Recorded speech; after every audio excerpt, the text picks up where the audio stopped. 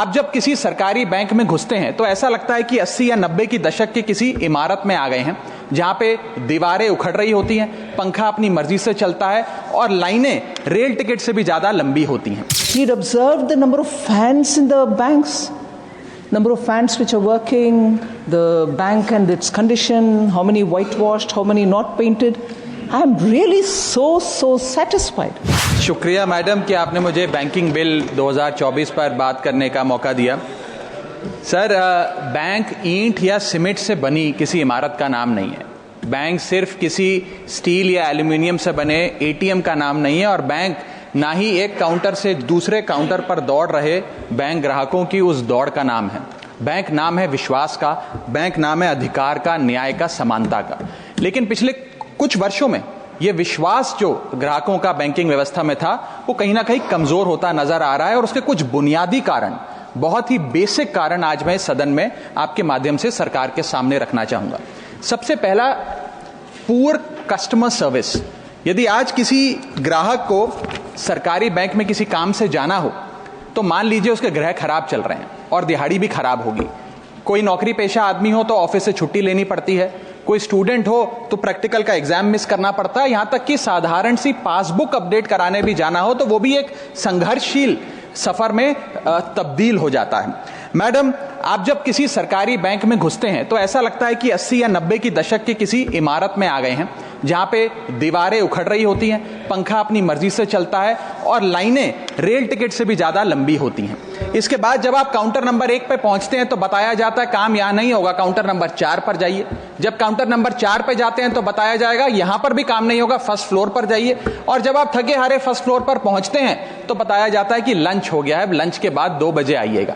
2:15 पहुंचते हैं तो बताया जाता है कि लंच एक्सटेंड हो गया, अभी कर्मचारी गुलाब जामुन खा रहे हैं। यह व्यवस्था है कस्टमर सर्विस की एक सरकारी बैंक में। और आज हम जहां चांद पर पहुंच गए, यूपीआई से गोलगप्पे खरीद रहे हैं, लेकिन हमारी सरकारी बैंकिंग व्यवस्था 80-90 के दशक से बाहर नहीं आ पा रही है। अभी आरबीआई के गवर्नर ने हाल ही में एक प्रेस कॉन्फ्रेंस कर वित्तीय वर्ष 23-24 की रिपोर्ट जारी करते हुए कहा कि 95 शेड्यूल्ड कमर्शियल बैंक्स में एक साल में, एक वित्तीय वर्ष में 1 करोड़ से ज्यादा कस्टमर सर्विस से संबंधी कंप्लेंट्स आई हैं। और ये तो वो कंप्लेंट्स हैं जिन लोगों को पता था कंप्लेंट कैसे दर्ज करानी है और उन्होंने दर्ज कराई। न जाने ऐसी कितनी कंप्लेंट्स होंगी जो सिस्टम में कैद ही नहीं हुई।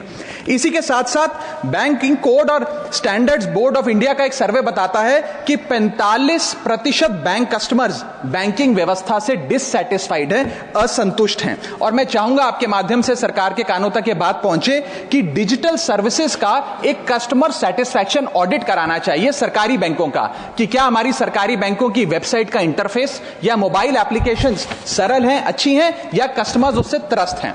दूसरा बड़ी समस्या है रूरल इंडिया के अंदर limited access to banking infrastructure. आइए गांव की ओर चलते हैं। मैडम, क्या हमारी बैंकिंग व्यवस्था ग्रामीण इलाकों तक पहुंच चुकी है?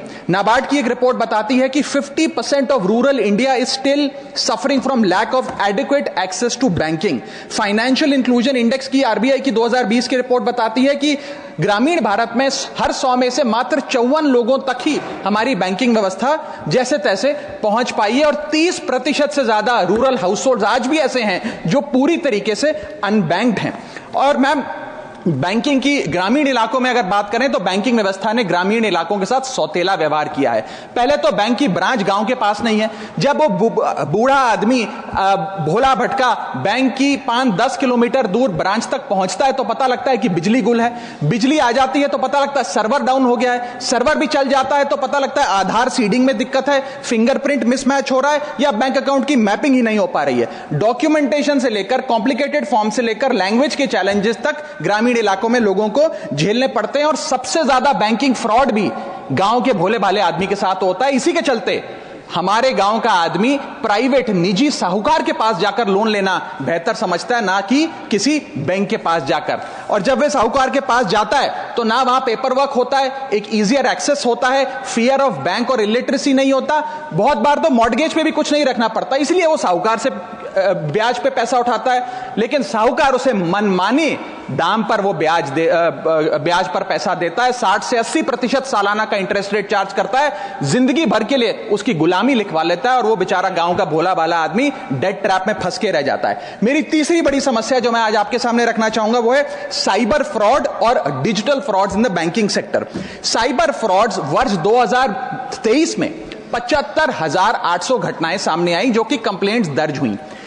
वर्ष 2024 आते आते 75,000 से बढ़कर यह आंकड़ा 2,92,000 हो गया, यानी कि 285% के बैंकिंग फ्रॉड्स की घटनाओं में इजाफा देखा गया और 2100 करोड़ रुपए लोगों के इस बैंकिंग फ्रॉड के चलते जीरो हो गए, शून्य हो गए, उनका नुकसान हो गया। और सबसे ज्यादा कंप्लेंट्स इसमें यूपीआई रिलेटेड बैंकिंग फ्रॉड्स की आई हैं। मैडम, मैं आपको बताना चाहूंगा कि मनी थेफ्ट के साथ साथ उतना ही जरूरी है डेटा थेफ्ट। जब आप बैंक को पूरे विश्वास के साथ अपना डेटा देते हैं, अपना पैन देते हैं, अपना नाम, एड्रेस, डेट ऑफ बर्थ, तमाम चीजें देती हैं, क्या बैंक आपके डेटा को सुरक्षित रख पाता है? क्या बैंक वो जाने अनजाने में या डेटा चोरी के माध्यम से वो सारा हमारा डेटा मार्केटिंग कंपनियों के पास, क्रेडिट कार्ड कंपनियों के पास, लोन देने वाले, फ्लैट बेचने वाले लोगों तक नहीं पहुंचता? एक रिपोर्ट के मुताबिक 2019 में एसबीआई के 3 million customer account data leak हो गया और तमाम बैंकिंग हिस्ट्री लीक हो गई।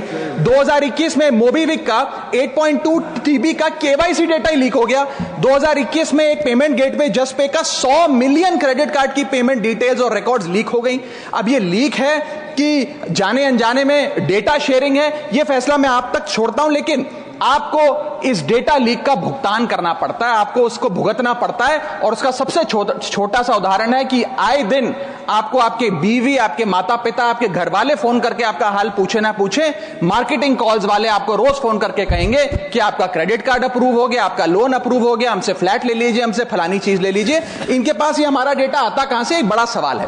चौथी समस्या, हिडन चार्जेस और फीस। मैं चाहूंगा आपके माध्यम से ये नाना प्रकार के चार्जेस जो आज मैं सदन में लाया हूं, ये माननीय वित्त मंत्री जी तक पहुंचे ताकि देश के आम आदमी की जो जेब बैंकिंग सिस्टम काट रहा है, ये उसे पता लगे, ग्राहक को भी और माननीय वित्त मंत्री जी को भी। पहला, मिनिमम बैलेंस पेनल्टी। यदि आप न्यूनतम बैलेंस नहीं रखते हैं तो 100 से 600 रुपए प्रति माह बैंक आपका काट लेता है। इस चार्ज को लगाने के बाद बैंकों ने वित्तीय वर्ष 22-23 में 3500 करोड़ रुपए मिनिमम बैलेंस पेनल्टी के नाम से लोगों से वसूले हैं। मैडम, दूसरा चार्ज, एक्स्ट्रा एटीएम यूजेज। आपको एटीएम ट्रांजैक्शन के लिए 2 से 3 की मोहलत मिलती है, 2 से 3 की इजाजत मिलती है बैंकों द्वारा। अगर आप चौथा, पांचवा ट्रांजैक्शन कर लें तो हर ट्रांजैक्शन पे 20 रुपए एटीएम चार्ज आपको देना पड़ता है। इनएक्टिविटी फी 100 से 200 रुपए सालाना, यानी कि अगर बैंक आप बहुत ज्यादा अपना अकाउंट यूज नहीं करते हैं तो बैंक इनएक्टिविटी के नाम पे भी चार्ज लगा देता है। फिर बैंक स्टेटमेंट आप मंगवाते हैं तो बैंक स्टेटमेंट इशुएंस चार्जेस के नाम पर आपसे 50 से 100 रुपए लेता है। फिर आप कहते हैं हमें एसएमएस अलर्ट के माध्यम से मेरे बैंक के खाते में क्या आ रहा है उसकी जानकारी मिले, तो एसएमएस अलर्ट चार्जेस के नाम पर भी प्रति क्वार्टर 20 से 25 रुपए आपसे लिया जाता है। ऑनलाइन पेमेंट करेंगे एनईएफटी की तो ट्रांजैक्शन फी भी ली जाती है। जबरदस्ती आपको पहले लोन बेचते हैं और फिर उसके बाद लोन प्रोसेसिंग फी के नाम पर 1 से 3% लोन अमाउंट का काट लेते हैं। और जब आपकी किस्मत ठीक चल रही हो और आप समय से पहले अपना लोन बकाया जो है उसका भुगतान करने बैंक पहुंच जाएं तो loan pre closure charges, early payment penalty के नाम पर भी बैंक आपसे पैसा वसूलता है। साधारण सा सिग्नेचर बदलवाना हो, नॉमिनी की डिटेल्स बदलवानी हो, उस चेंज पर भी 200 रुपए प्रति ट्रांजैक्शन के नाम पे बैंक आपसे पैसा वसूलता है। और डिमांड ड्राफ्ट पे ऑर्डर बनाने जाएं तो 100 से 200 रुपए प्रति डिमांड ड्राफ्ट आपसे पैसा वसूलता ही वसूलता है। यानी कि कस्टमर्स की जेब काटी जा रही है और कस्टमर्स को पता भी नहीं लगता कि कितना पैसा बैंक इन नाना प्रकार के चार्जेस के चलते आम आदमी से वसूल रहा है। मेरा पांचवा और आखिरी point madam, insurance and investment product miss selling. अपने क्वार्टरली या मंथली टारगेट्स पूरा करने के लिए बैंक के एग्जीक्यूटिव मिस सेलिंग करते हैं, गलत प्रोडक्ट लोगों को बेचते हैं। यह भी एक प्रकार का हनी ट्रैप है। मीठी मीठी बातें कर कर भोले भाले मासूम लोगों को ऐसे प्रोडक्ट्स बेच दिए जाते हैं जिनकी जरूरत उन्हें है ही नहीं। IRDAI, insurance regulatory development authority of India की एक रिपोर्ट बताती है कि 3.5 लाख सालाना कंप्लेंट्स में से 20% कंप्लेंट्स सिर्फ और सिर्फ मिस सेलिंग की, गलत प्रोडक्ट बेचने की उन्होंने दर्ज करी हैं। सेबी की एक रिपोर्ट बताती है कि 30% इन्वेस्टर मिसलीडिंग इंफॉर्मेशन का शिकार हैं। और म्यूचुअल फंड्स की मदर बॉडी, जिसे association of mutual fund of India कहते हैं, वो बताती है कि 23%, मैं खत्म कर रहा हूं मैडम, 23% इन्वेस्टर ऐसे हैं जिनके पास वो प्रोडक्ट्स हैं जो उनके रिस्क प्रोफाइल और फाइनेंशियल गोल से मेल ही नहीं खाते हैं। तो मैडम, मैं इन सारे जो समस्याएं बताई हैं उसके माध्यम से समाप्त कर रहा हूं। बस इतना ही कहना चाहूंगा कि ये बड़ी बुनियादी समस्याएं हैं जो आज इस देश का एक आम अकाउंट धारक, एक आम आदमी। Member Raghav Chadda and Niranjan Bishi had raised this issue of availability of banking infrastructure, particularly in the rural areas. I was amused, sir, if you will allow me a light-hearted exchange. If Member Raghav Chadda doesn't take offense, I would like to say he'd observed the number of fans in the banks, number of fans which are working, the bank and its condition, how many whitewashed, how many not painted. I am really so satisfied. There are members of parliament who are otherwise very busy with many things international, have found time to go to the rural banks and to look at them, to say there is no fan here, there is no door here, there is no chair here. Raghav Chadda, please do more of this. It will help people within the country, because with your exposure, particularly to the Western world, you can do a lot more here. Please do. So I was very amused, sir. Honorable Finance Minister, sir, you have been very mild. You have been absolutely mild. I have seen changes in Raghav Chadda recently.